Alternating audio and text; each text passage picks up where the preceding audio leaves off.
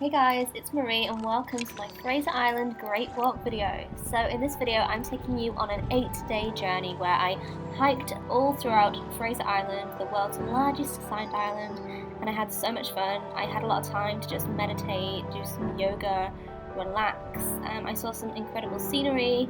The changing scenery on Fraser Island is just outstanding and beautiful. So without further ado, I really hope you enjoy seeing how my 8 days on Fraser Island were.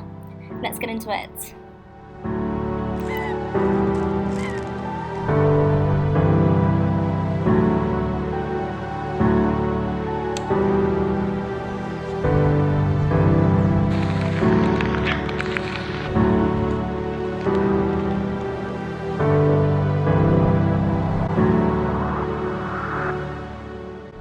It's Marie and welcome to another vlog. So if you didn't know, I at the very last minute decided to do a 90k great walk of Fraser Island here in Australia. It's the world's largest sand island and there is a great walk that goes through it, and I'm super excited about this experience. And this is also my first time vlogging and filming on my GoPro, so without further ado, let's go. So on day one we drove to the ferry port at Hervey Bay, grabbed our backpacks and boarded the ferry to Fraser Island. We're just about to take a taxi, which we've pre-booked, to the first spot where we begin our hike today.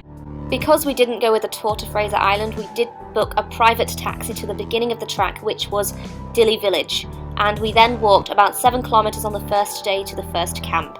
We started at Dili Village because it's the more boring part, and we ended in Happy Valley after 8 days because there's more at Happy Valley, like restaurants and a place to kind of celebrate after a long hike. So this was our first night. We set up camp and got ready for the next day.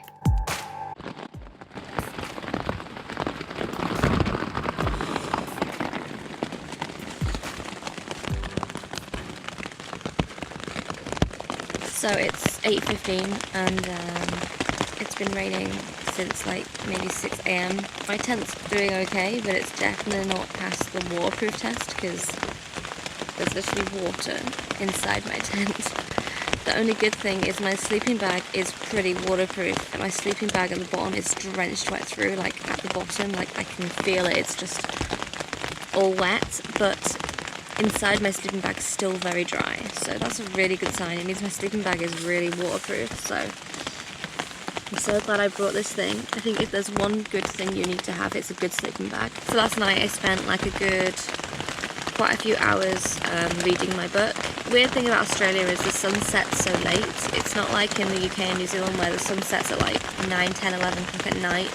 The sun sets much later here, so it's like dark by 5:30 or 6 PM. When you're camping, there's not much to do other than go to sleep at like 8, so I probably got like 11 or 12 hours sleep last night. But I also spent quite a lot of time reading my book too, so I guess I'll just be reading today until it's time to pack down and leave.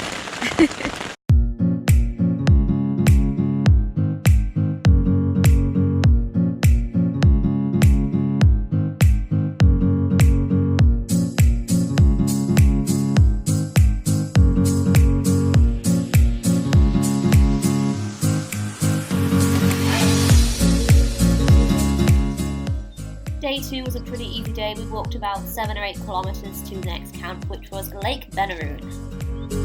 It's day 2. We did about 7.5 kilometers today, and it didn't take us long. When I did the Abel Tasman, I squeezed 5 days into 3 days, and we did probably about 25 k's a day. So we're literally just doing, on average, I think on average 10 to 12 k's a day after today.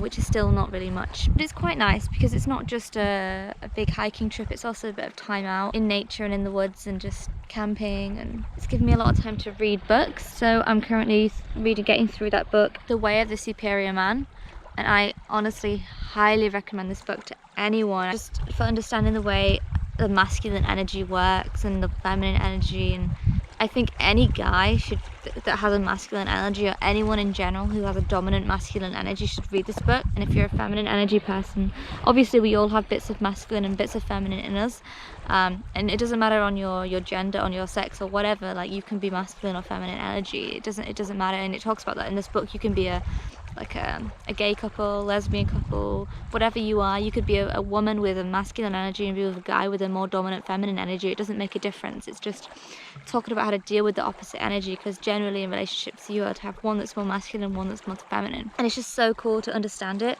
as a feminine energy, which I am more so, I think, feminine. It's good to understand the way the masculine energy works and where the mind of the man works. It's just interesting to read about, so I'm enjoying getting through that book. I only started it last night and I think I'm already like quite far through it, 32%. I'll probably have finished this book by the end of tomorrow or something.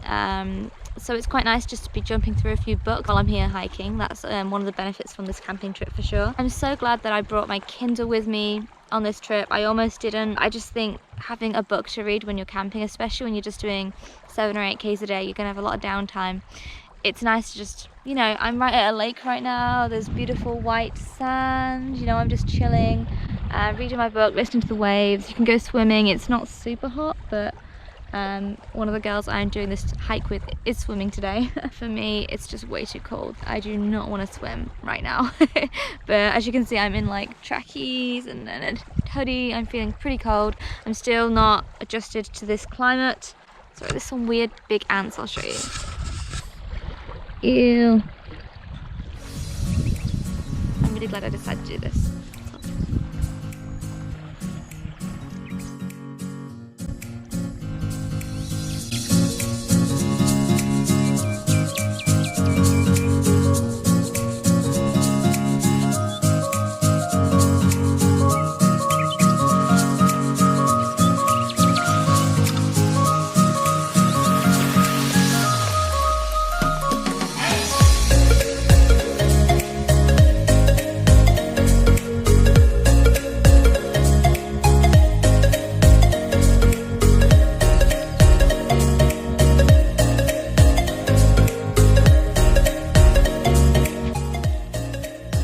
So I'm just eating my breakfast. I've got a baked Oatly slice. Slightly regretting not buying more of these because these are by far my favourite like bars that I've bought, and the rest are just not so good, and I only have like 6 of these. So I'm actually covered in mosquito bites, even though I have been using mosquito repellent every single day, like every night.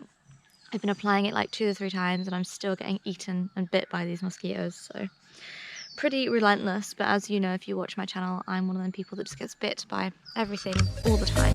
So if you haven't noticed, routine has definitely become a prevalent thing when I was on Fraser Island. It was basically wake up, read, pack down the tent, pack up, and get ready for the day. Getting dressed in the outdoors became normal, and just living in nature and living a simple life became really normalised when I was there, and that was really nice.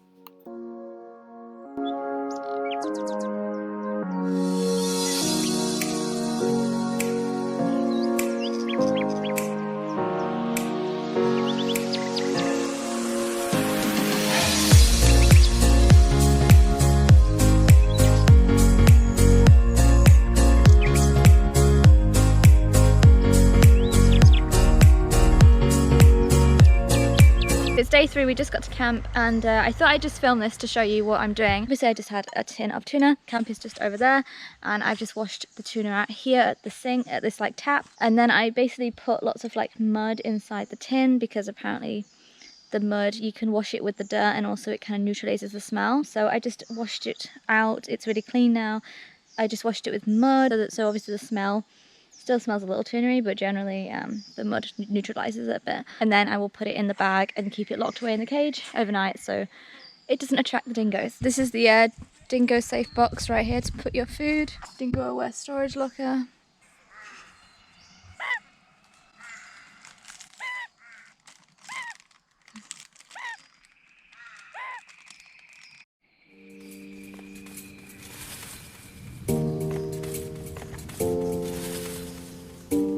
Central Station was by far my favourite place on the whole island. And what many people don't know is that Fraser Island is a very sacred place to the Indigenous of Australia, and Central Station is no exception. It was an old birthing place for the Indigenous women of the island, and actually Indigenous men weren't even supposed to be in the Central Station area. It has a very feminine energy to it, and honestly I didn't know any of this history when I was there, and I still felt such a peaceful and calming energy at Central Station. It was my favourite place, and honestly I really didn't want to leave this spot. I loved it so much. So it's day 4 on the Great Walk, Fraser Island. I probably look like a mess right now, but this is what you look like after 4 mornings in a tent so far. I don't even know. It was freaking cold last night, like freezing. I'm literally wearing like a jacket, a rain jacket. My sleeping bag is on me. I have a fleece. It's very cold today. It was the coldest night last night, but I feel like tonight's even going to be colder, so we'll see. So I'm just having breakfast. I got 2 granola bars, the same breakfast I've had every morning, and an orange, and I'm reading my Kindle. So chill out for the morning, then pack down and bring on another day of hiking. I didn't get a ton of time to film on day 4, but I obviously got my camera out when we got to Lake Mackenzie. It was probably the clearest water I've ever swam in my entire life. It was beautiful. The sand is actually beautiful, pure silica white sand. And Lake Mackenzie and Whitehaven Beach on the Whitsundays are the only 2 places in the world where you can get this sand. So I feel very privileged to have been standing on this sand and swimming in this such beautiful, clear, sparkling water. Honestly, it felt so amazing to swim through it, and I literally think we were there for like 3 hours just swimming. It was amazing.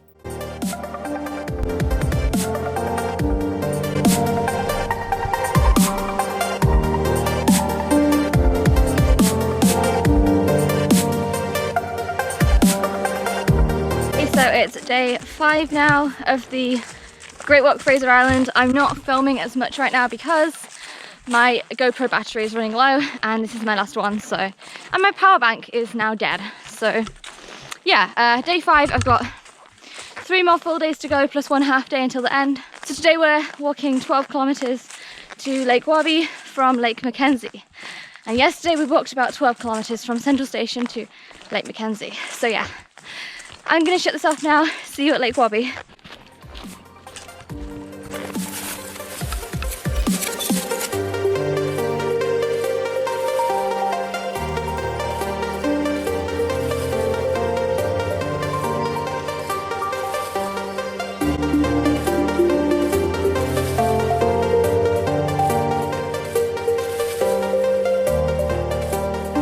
So just walked 12 kilometers today and set up camp.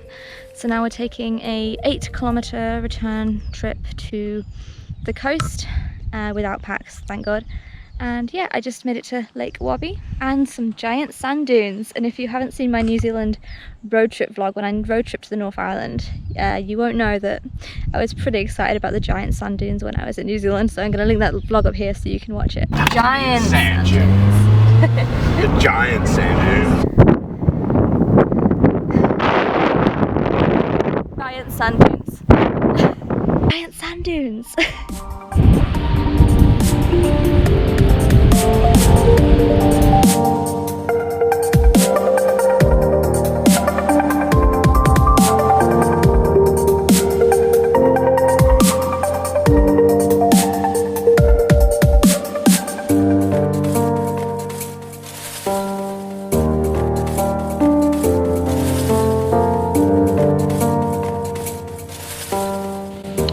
Good morning. Okay, so it's morning 6 here on the Great Walk Fraser Island. Today we are walking 16 kilometers to the next camp, which is the Valley of Giants.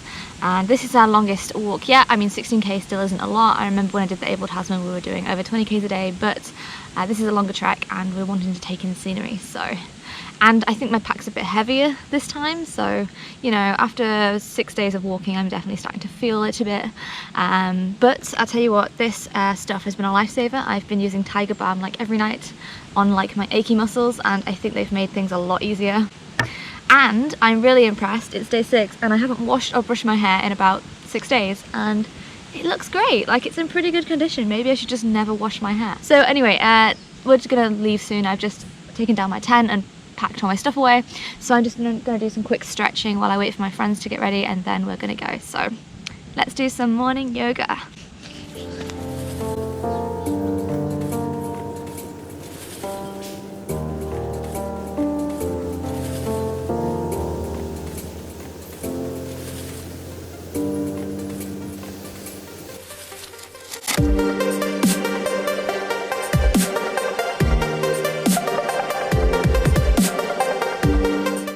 Okay, so that's my morning stretching over. I forgot to mention today, I said we're doing 16 kilometers. That is the distance to the camp, but we're actually doing, I think, 23 or something, because we're taking another route to some lookout point and to some big oak trees and stuff. We're not walking straight directly to camp, we're walking around some other loops, so it's actually going to be about 23 k's in total that we're walking today. And yesterday, even though we did only walk 12 k's to camp, we actually ended up also doing an 8-kilometer return trip to the coast as well. So every day we are walking a bit more, I think, than the distance between the camps. But yeah, I'm kind of happy it's day 6 because I'm just dreaming about being in a nice warm hostel bed and having nice food. Like, all we keep thinking about is the food we're going to eat. For some reason, I just cannot wait to have some smoothies and acai bowls and nice fresh fruit and veg, because it's been so long since I've had that. I've had so many carbs on this trip, like cereal bars. I'm just dying for like some fruit and vegetables right now. Also, it's cheap pizza night at the hostel we're staying at on Saturday night, so definitely gonna get a $5 Domino's pizza because it's been so long since I had a wonderful pizza, and after this trip I think I deserve it. I'm like, I don't know, 12 k's into the 16 k's or something. I've been avoiding filming today because I just want to keep walking, and I just haven't want to get out my GoPro to film because I just want to get through this hike. But I just wanted to show you, because basically the whole way from Lake Wabby to Valley of Giants has basically been all broken trees that you're having to dodge and climb over and duck under. It's really funny. It seems like the track is just not well maintained at all at this end, or there's just been a lot of trees recently fall down that they haven't known about. But like, basically this is what I mean. Like, this is the track and there's this tree like in the way. You have to like go through the middle. And there's been loads of others where there's like a big tree from the middle, plus lots of other little trees. You have to jump over it, or go under it, or try and go around it. Yeah, so it's been a bit of an obstacle course. It's kind of fun, but when you've got a big backpack on that weighs like a lot of weight, it can be tiring. So now I've got my GoPro out, I will film a bit of this trek for you, of this part of the journey. But yeah, I've been trying to avoid filming today because it's just not something I want to do right now.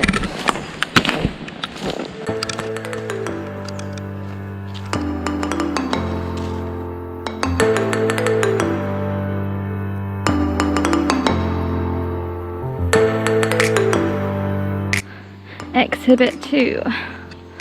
More trees have fallen. So now I have to like walk around.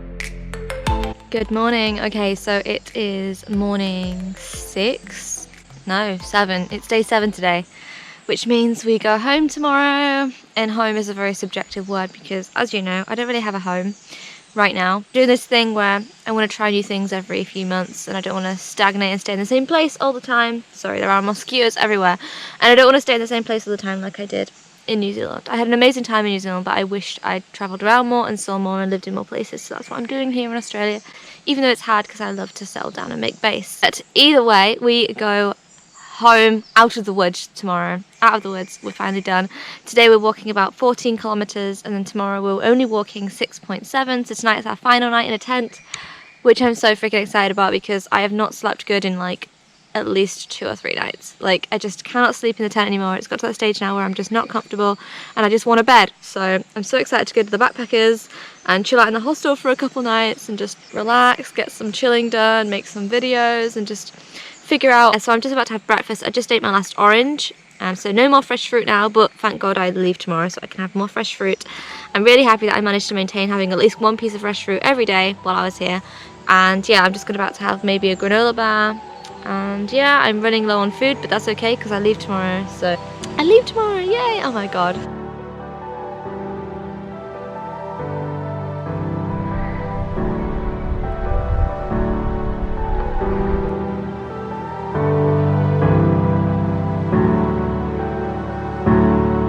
Oh my god, it's day 8. It's the day we go home. I'm so excited. I didn't even film yesterday because one, my GoPro's on like 10%, so I want to savor it for the last moments, but also yeah, I was just walking like 15 k's yesterday and I did not want to film. So oh my god, it's the last day. Like it feels like Christmas morning. I woke up and the 2 girls I'm doing this with said to me, Merry Christmas. Like we were all so excited. I literally woke up at like 5 in the morning. It was still dark and I felt like jumping in their tent being like, guys, wake up, it's Christmas, we gotta go. Literally, it feels like Christmas morning right now. We're all so excited. So we're gonna be walking about 7 kilometers to Happy Valley and then we can eat food, drink beer, have whatever that is. We can eat it and drink it and I'm so friggin' excited. We've been counting down this day for a few days now. Oh my god, I've loved the trip, I've loved the journey, but I'm so excited to just have a normal bed now and eat good foods. I'm gonna end this quick clip now because the battery is on low, but yeah, I just wanted to say it's the final day and we're so excited. I've just packed everything up for the last time. We're gonna take our last 7 k's and we're gonna go.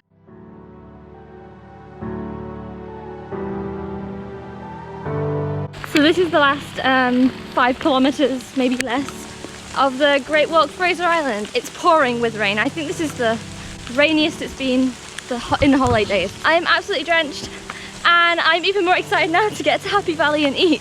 So I just thought I would get out my GoPro and film this part because I think it's so funny that it's literally pouring with rain on the final, must be like 4 or 5 kilometers now. This is the Great Walk Fraser Island. I had an amazing time. I walked most likely over 90 kilometers, maybe 120 in total with all the other lookout points I did. I had a great time. My backpack was great. I do not have backache. I feel amazing. My legs ache. I'm covered in mosquito bites and I had an awesome time. 2 kilometers, guys. 2 kilometers. Oh my god.